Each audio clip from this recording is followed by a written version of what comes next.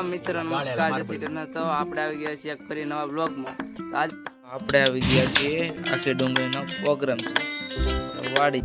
આ ભાઈ છે નવદીપ, જે લસણ અને ડુંગળીનું ખાંડ બંધ કરે છે કામ। આ ભાઈ છે હરિભાઈ, જે આખું લસણ સુધારી રહ્યા છે। આ છે ડોક્ટર અને આ છે રાહુલભાઈ, બંને થઈને ડુંગળી સુધારે છે। અને આ જેની વાડી છે તે શનિભાઈ પોતે, જો આવડા આ ભાઈ પોતે બે ઈ અને ચિરાગભાઈ બંને લસણ સુધારે છે। પછી કરી નાખ્યું આ નવદીપ ભાઈ તૈયાર, અને આ બધું થઈ ગયું તૈયાર અમારું સુધારેલું। પછી તો ભાઈ તાપ કરવા વહી જાય શનિભાઈ।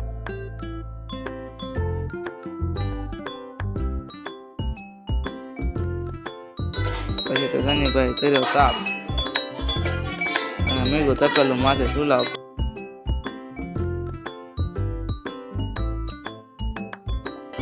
અને નાખ્યું તેલ, એમાં નાખી ડુંગળી, અને પછી નાખ્યું લસણ ને ડુંગળી ખાંડેલું, અને પછી એમાં કરી દીધું મિક્સ।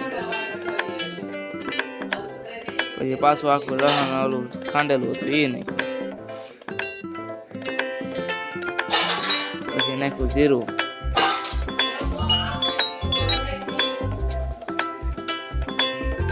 પછી આ બધા બે ગયા સભા કરવા, સભા કે મિસ કે હવા।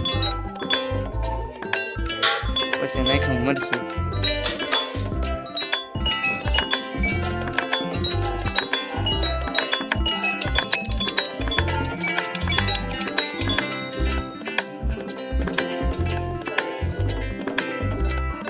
પછી મેં તો કર્યા પાપડ શેકવાનું શરૂ, મેં અને હરિભાઈ, અને પછી શાક થઈ ગયું તૈયાર। અને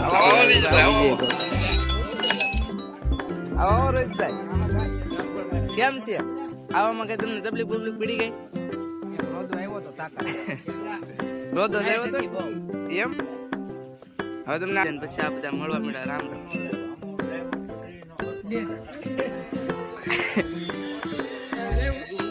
આવો દલાભાઈ શું છે?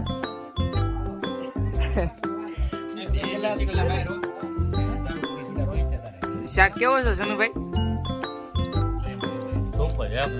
એમ ને ધવલભાઈ આપણું શું એક નંબર, આપણું ડોક્ટર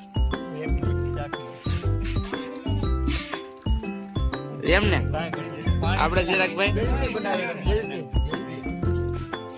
આપણું શું કેવું છે શાકમાં? શાક એક નંબર છે, વાડી જેની છે ને માણા એક નંબર। રેડી છે ને હરિભાઈ?